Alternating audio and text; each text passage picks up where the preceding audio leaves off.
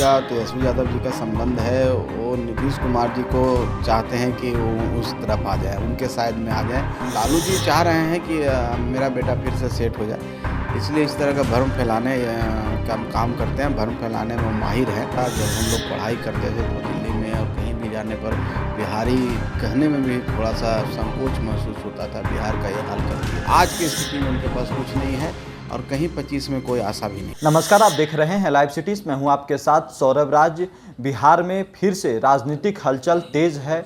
RJD के लोग कह रहे हैं कि नीतीश कुमार की ओर से कोशिश की जा रही है महागठबंधन में आने के लिए, लेकिन जेडीयू का कहना है कि बार बार लालू यादव ही फोन करते हैं।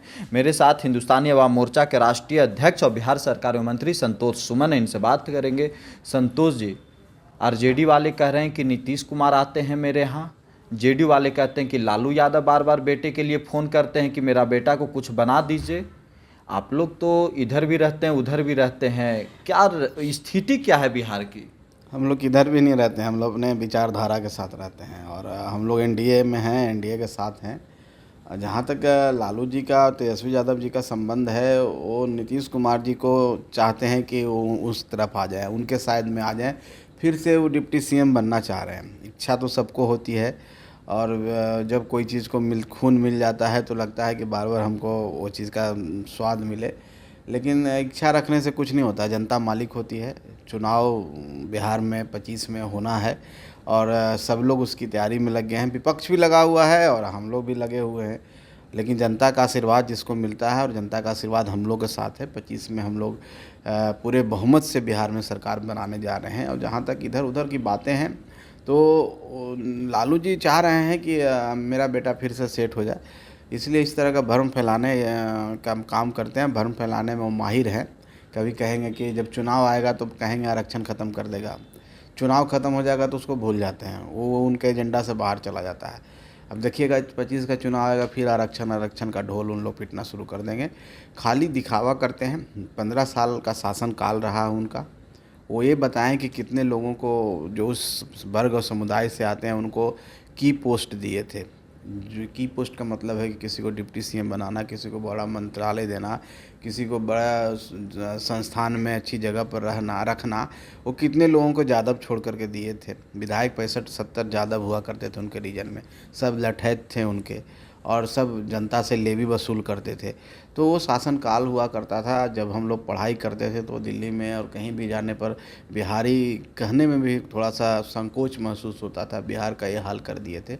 ऐसे लोग चाहते हैं कि सत्ता में आए, लेकिन जनता ऐसे लोगों से आज भी डरी सहमी है। जो उन्होंने किया है, जो कृत्य किया है, उसकी परछाई आज भी है और आज का जनरेशन भी उस चीज़ से डरता है। तेजस्वी यादव बिहार यात्रा पे निकले हुए हैं, घूम रहे हैं, अपने कार्यकर्ताओं से मिल रहे हैं।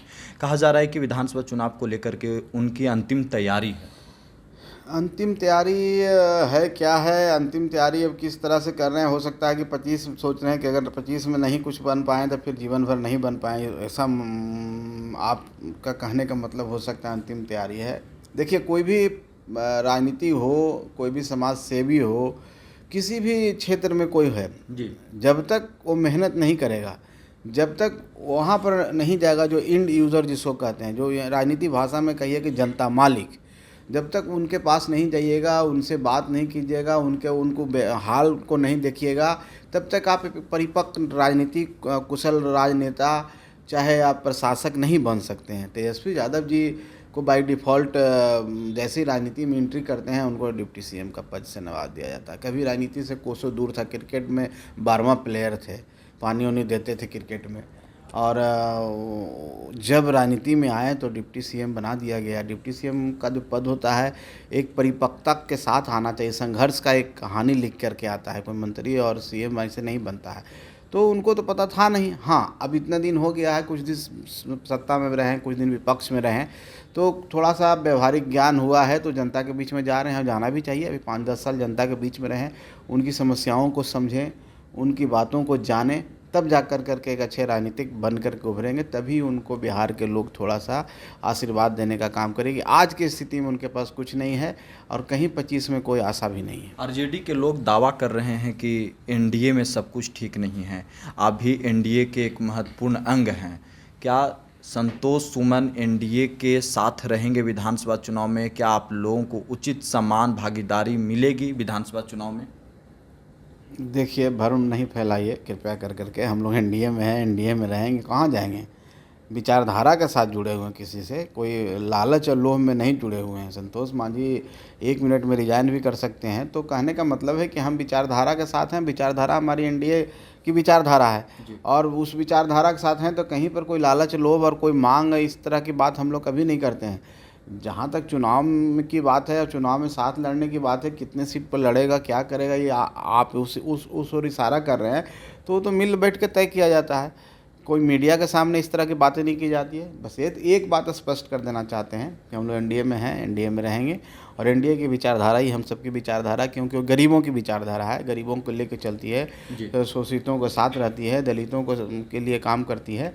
तो हम लोग सब मिल कर करके सब गरीबों को। नीतीश कुमार, माननीय नीतीश कुमार भी हम लोग के साथ हैं और आज हमारे प्रदेश के माननीय मुख्यमंत्री हैं और आने वाला समय में भी उनकी अगुवाई राज्य को मिलता रहेगा। कुशल नेतृत्व करता है, अच्छा प्रशासनिक पकड़ है उनकी और हम समझते हैं कि बिहार को जंगल राज से बाहर लाने का श्रेय उनको है, शांति बहाल करने का श्रेय उनको है।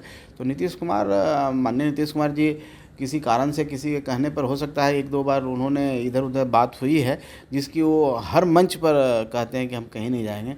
तो हम समझते हैं कि बिहार को उनकी ज़रूरत है और बिहार को आगे ले जाने में उनका हाथ है और बिहार को और अभी आगे ले जाने का श्रेय उनको अभी मिलना है। तो सब मिल करके हमको लोग बिहार के लिए कुछ चर्चा है सर कि चुनाव समय से पहले होगा, 25 के अक्टूबर-नवंबर के समय में चुनाव विधानसभा के होने हैं, लेकिन कहा जा रहा है कि समय से पहले भी हो सकते हैं चुनाव बिहार में। अब इसकी जानकारी तो मुझे नहीं है, जब जानकारी होगी तो आपको बता दिया जाएगा। ऐसी कुछ अभी नहीं मेरी जानकारी। लेकिन तैयारी में आप ही हैं ना? तैयारी तो जिस दिन हम लोग चुनाव लड़ते हैं उसके कुछ दिन के बाद फिर पुनः अगली तैयारी में लग जाते हैं। लगना भी चाहिए, नहीं तैयारी की जाएगी तो जनता जोर शोर से आप भी लगे हुए हैं। हाँ, निश्चित तौर पर तैयारी का मतलब होता है जनता से संवाद करना। जनता से संवाद करने का मतलब होता है जनता के परेशानियों को जानना, उन परेशानियों को हल करना, यही तो तैयारी होती है ना। तो आपके पास कैबिनेट केंद्र में भी आपके पिताजी मंत्री हैं, आप भी बिहार में मंत्री हैं, तो और दमखम से आप उतरे हुए हैं। जितनी क्षमता है हम लोग का, हम लोग पूरी कोशिश कर रहे हैं जनता की सेवा करने के लिए, जनता को आगे बढ़ाने के लिए, जनता की आवाज़ बनने के लिए, खासकर गरीबों और दलितों की आवाज़ बनने के लिए। चलिए, शुक्रिया सर, थैंक यू हमारे साथ। धन्यवाद। लालू जी का तेजस्वी यादव जी का संबंध है, वो नीतीश कुमार जी को चाहते हैं कि वो उस तरफ आ जाए, उनके साइड में आ जाए। लालू जी चाह रहे हैं कि मेरा बेटा फिर से सेट हो जाए, इसलिए इस तरह का भ्रम फैलाने का काम करते हैं। भ्रम फैलाने में माहिर है। जब हम लोग पढ़ाई करते थे तो दिल्ली में और कहीं भी जाने पर बिहारी कहने में भी थोड़ा सा संकोच महसूस होता था, बिहार का ये हाल कर दिया। आज की स्थिति में उनके पास कुछ नहीं है और कहीं 25 में कोई आशा भी नहीं।